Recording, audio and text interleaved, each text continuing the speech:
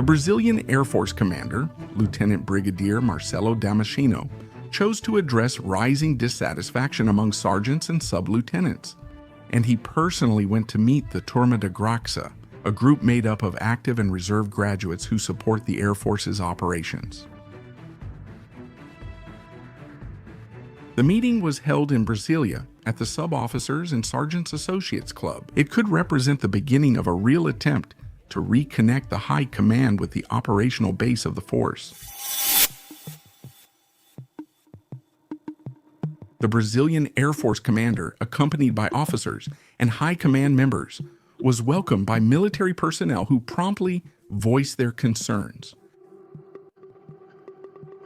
The meeting was marked by questions about the future of the Air Force, the appreciation of professionals, and the role of the graduates. Amid the ongoing dismantling of Brazil's military, personnel expressed clear dissatisfaction with the devaluation imposed by the current president. Welcome to life in the barracks.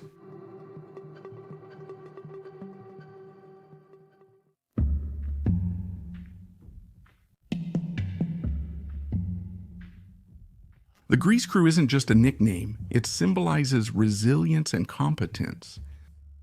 They are the mechanics, technicians, and operators who, with grease-stained hands and watchful eyes, make sure every aircraft takes off safely.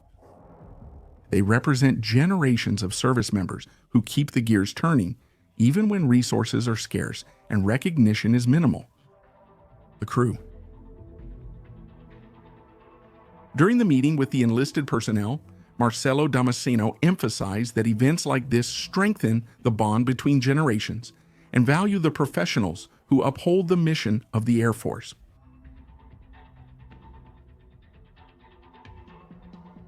But behind the cordiality, there was a clear attempt to contain the growing dissatisfaction and prevent it from turning into internal rupture. The number of discharge requests has been increasing, including among highly trained fighter pilots, which raises a warning within the armed forces. Losing experienced professionals weakens operations and shows the effects of underinvestment and lack of appreciation.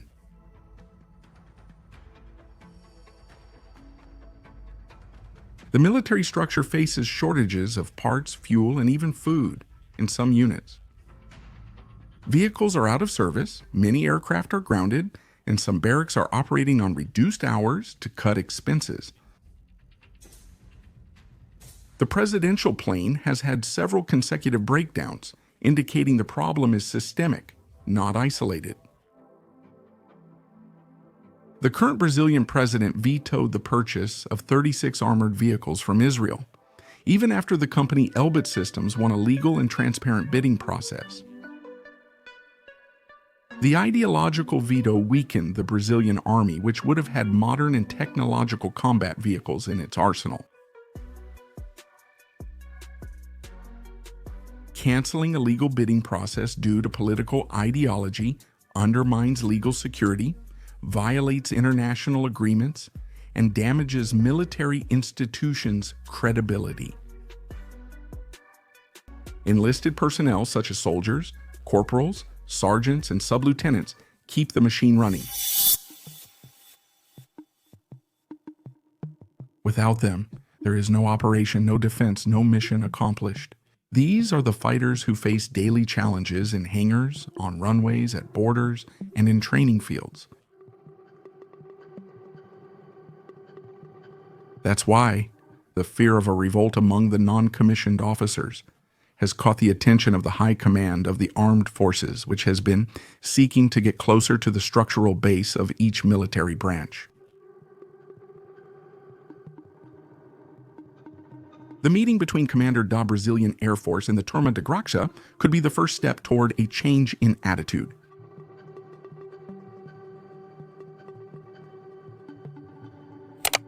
Listening to those on the front lines is essential to rebuild trust and reverse the process of devaluation that has been dragging on for years.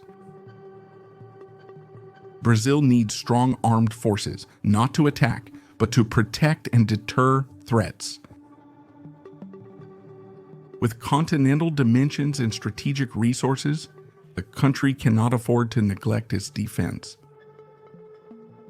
Military presence is vital during calamities, rescues, internal security, and population support. Furthermore, the defense industry, when well-structured, creates jobs, drives the economy, and strengthens national sovereignty. It is worth noting that dissatisfaction within the barracks is not silent. It echoes in the corridors, in message groups, in conversations in the barracks, and in debates on the internet. Military personnel are attentive, with many considering leaving due to limited prospects. Troop depletion is a real risk that could threaten national security.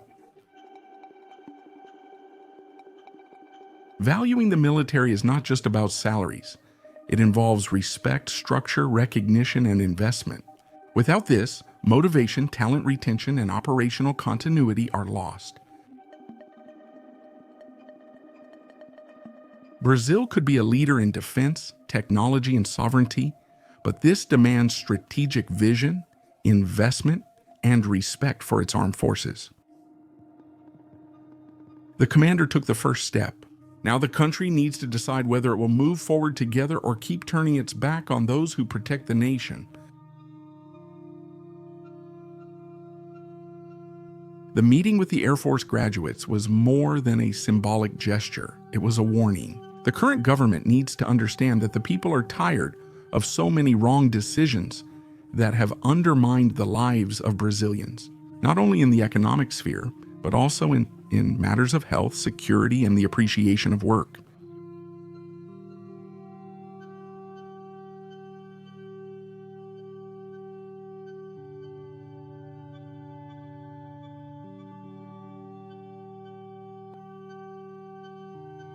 On Vida no Quartel, you stay updated on all military news. Leave your like, subscribe, and watch one of the videos appearing on your screen.